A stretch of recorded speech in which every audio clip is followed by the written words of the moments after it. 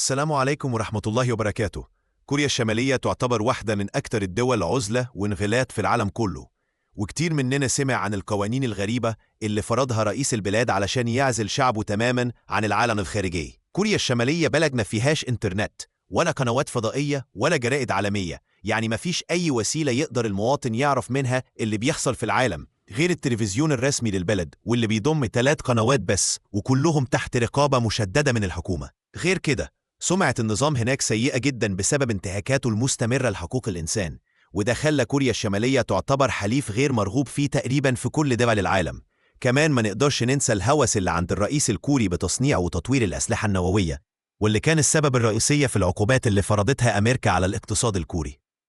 ورغم ده كله بنشوف الرئيس الكوري بيوصل في قطارات فخمة جدا، وبنشوف مصانع ومدارس ومستشفيات بتتبني في البلد. فبيجي في بالنا سؤال مهم: كوريا الشمالية بتجيب الفلوس دي كلها منين؟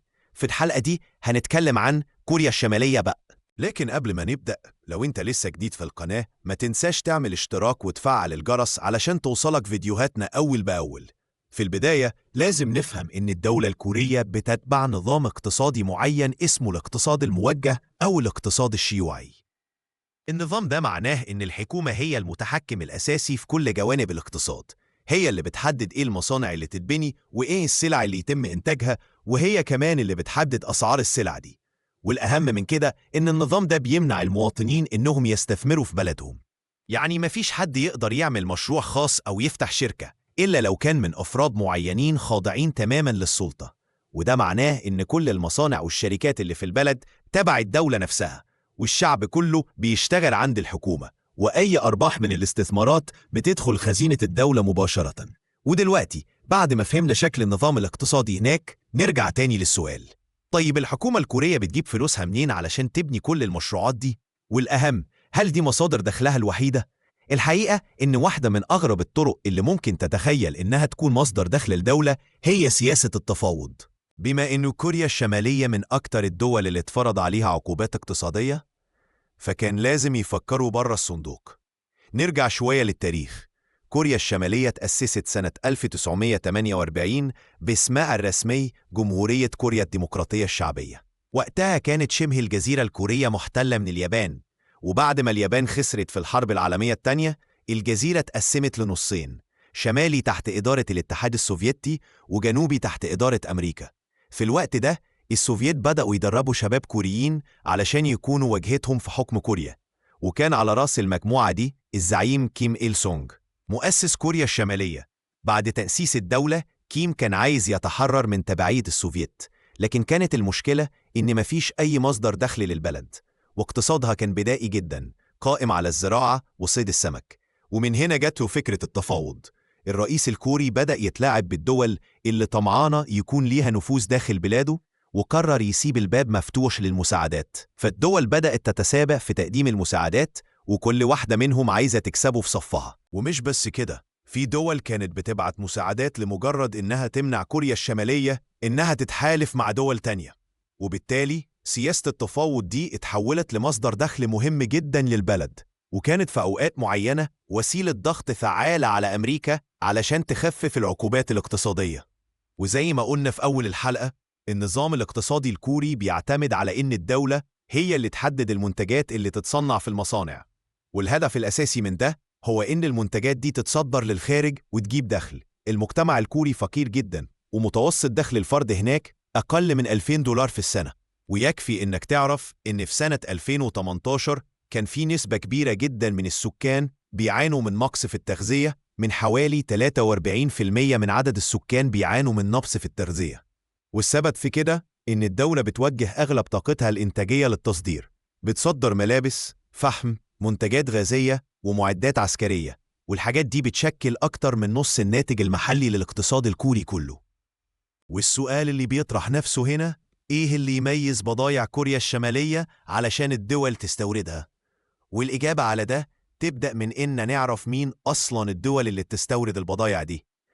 الصين تعتبر أكبر مستورد للمنتجات الكورية على الإطلاق، بنسبة بتوصل ل 80% من إجمالي الصادرات الكورية. ولو بصينا على اقتصاد الصين القوي هنستغرب ليه محتاجة تستورد الحاجات دي.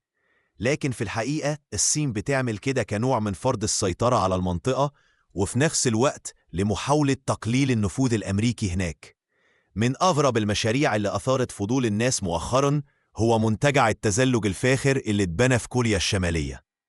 قرار إنك تبني منتجع فخم في بلد نص شعبها مش لاقي ياكل قرار غريب جدا، لكن لما نفهم تركيبة المجتمع الطبقية هنفهم الهدف ورا ده. المجتمع الكوري منقسم لمجموعتين رئيسيتين.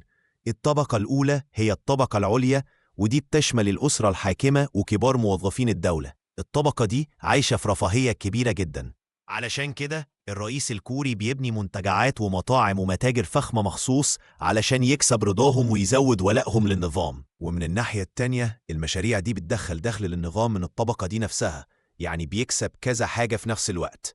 أما الطبقة التانية واللي بتمثل الأغلبية فهي طبقة مهمشة، أقصى طموحاتهم إنهم يلاقوا أكل وتعليم، وبالتالي الدولة مش مهتمة تعمل مشاريع تخدمهم لأنهم ببساطة مش هيحققوا أرباح. نروح دلوقتي لموضوع مهم جدا، وهو مكاتب الطابق الثالث، أو اللي معروفة بالأرقام 35 38 و39.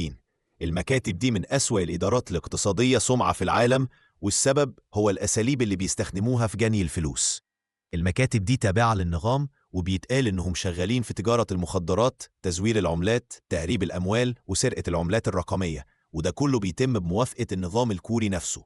المكاتب دي بتمثل جزء لا يتجزأ من الاقتصاد الكوري، وبدونها العملة الصعبة اللي بيصرف منها النظام على رفاهيته هتقل بشكل كبير. كل مكتب ليه دور. مكتب 35 مكون من ضباط استثمارات مهمتهم جمع معلومات عن العمليات اللي بتقوم بيها باقي المكاتب. مكتب 38 بيلعب دور العلاقات العامة وبيشرف على إدارة الشركات والمصانع داخل وخارج كوريا، وده الواجهة القانونية للنظام. مكتب 39 هو المسؤول عن تنفيذ العمليات المشبوهة زي تجارة السلاح والمخدرات والتزوير. من أبشع الطرق اللي النظام بيكسب منها فلوس هي الاتجار بالبشر، أو نقدر نقول عليها عبودية بشكل حديث. النظام الكوري بيجبر المواطنين يشتغلوا عند الدولة وبيوفر لهم أقل القليل من الاحتياجات الأساسية، ورغم كده مش بيكتفي ده كمان بيصدرهم لدول تانية يشتغلوا هناك. آلاف العمال الكوريين بيتبعتوا كل سنة لدول زي الصين وروسيا يشتغلوا تحت ظروف غير آدمية وبمرتبات بتدفعها الدول دي للحكومة الكورية مش للعمال.